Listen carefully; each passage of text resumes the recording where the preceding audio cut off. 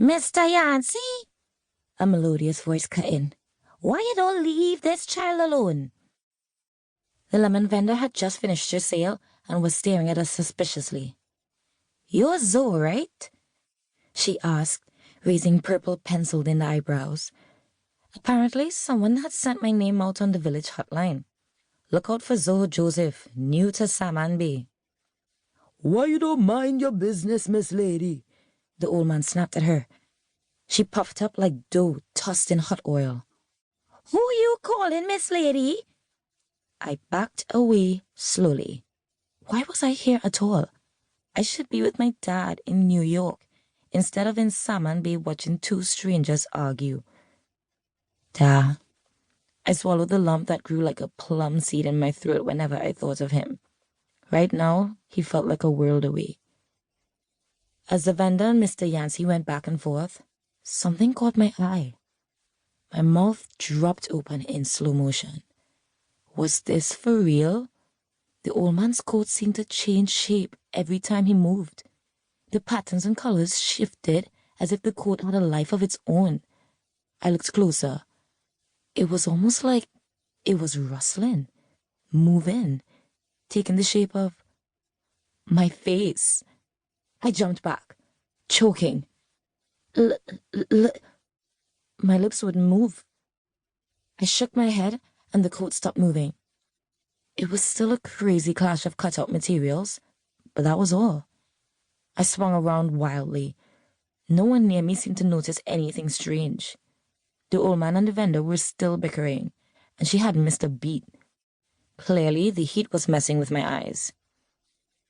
Listen, you! The old man hissed at me suddenly, making me jump. Do you see her?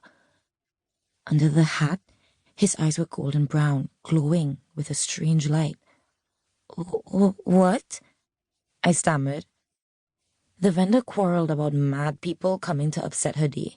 The old man snorted at me. What on earth was he talking about? I could see the vendor lady just fine.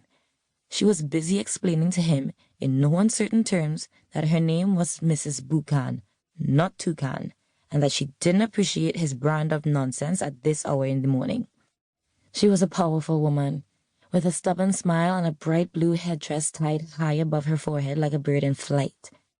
He'd be better off leaving her alone. As for me, limes or no limes, I needed to get away from here and back to Miss K. Too late. There was Miss Coffee, pushing her walking stick through the crowd on the other side of the field and limping hard in my direction. Now I was in real trouble. Time to go. The old man spotted Miss K too. He turned back to me, and for a second his face stopped me cold.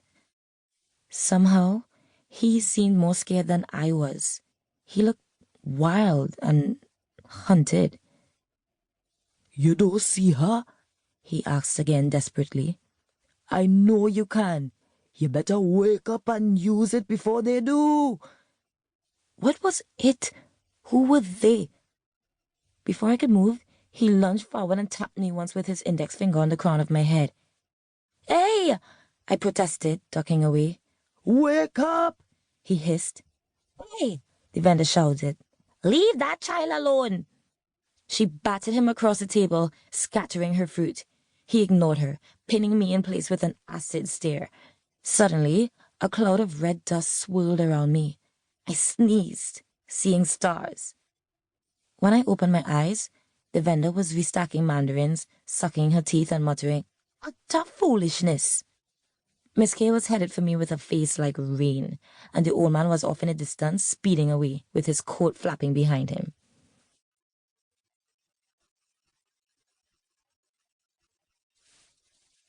Chapter 2. Escape. Miss K stalked ahead of me through the market, jabbing her walking stick in front of her like a sword. "What was that old man telling you?" she probed again. "Nothing," I said innocently. "He was just babbling." The truth was, I had no clue what the old man meant, or why he was so afraid of Miss K. But I should have expected something like this. From day one, Jake, my mom's new husband,